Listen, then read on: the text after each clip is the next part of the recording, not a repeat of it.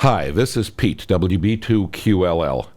24 years have passed since I first decided to build the key that I wanted since I was a kid with my second-hand Vibraplex. I never understood why it was not possible to have a key that made the dashes automatically as well as the dots. Much more recently, I discovered that Horace Martin, the inventor of the Vibraplex, explained that he did it that way so telegraphers could make allowances for what he called the feel of the wire.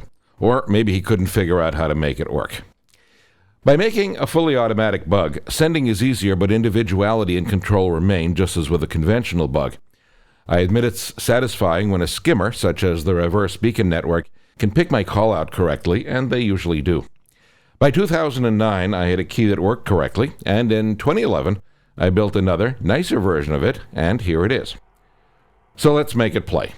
These are dots, and these are dashes.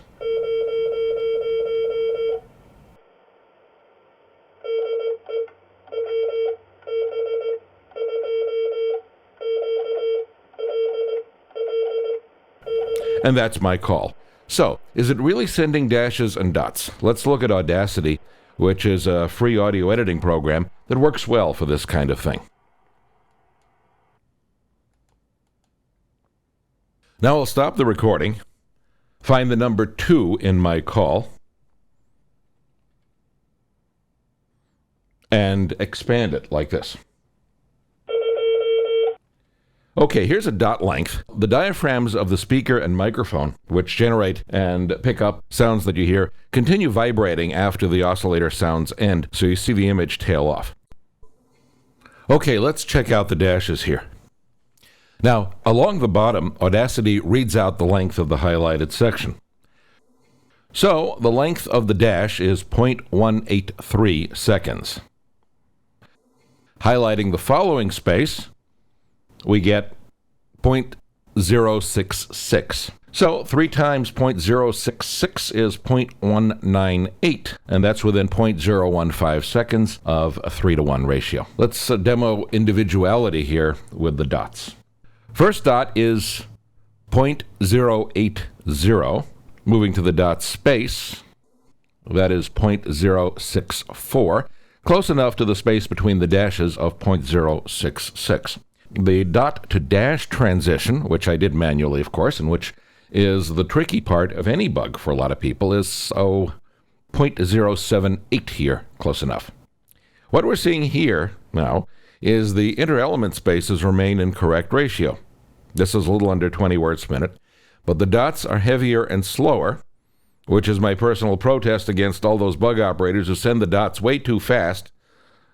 I think my way makes it easier to copy. Of course, I can speed it up with the weights, but it illustrates the customization possible. Here's how the key works. Both the dots and dashes are created by the same type of mechanism. The speed of the dots and dashes set by weights, as usual with any bug. Hard part with making dashes is to get that 3-to-1 ratio, and the secret, and it's really the only part that needed inspiration about 4 years ago, is to set up the contact so the pendulum action breaks the connection between successive dashes. It's a lot easier to break a contact for a short time than maintain a dwell time of 3 times the make time. Here we have a contact spring. It's loaded, so when the fingerpiece is pressed, it makes contact with the fixed contact over here. Now, when the pendulum is pressed correctly, the action of the pendulum through this little disc pulls the spring away for the duration of the space.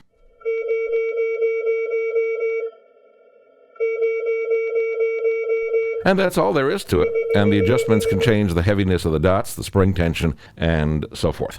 All the parts except for the weights and arms, the paddles, and those that obviously came from the hardware store, are made out of Fortel, high-tech aluminum that's much harder than regular aluminum, and as you see, takes a mirror finish with enough polishing. All the Fortel pieces were made from a single chunk of metal, and it was quite a challenge, I'll say a lengthy challenge, to make since I have no mill or lathe, just a drill press and the usual home tools. The finger pieces and the weights are standard commercial parts. The base of the key is Corian solid surface acrylic, the stuff used for kitchen counters. Makes a nice, heavy, stable base for keys. So that's my latest Key 23. Thanks for watching.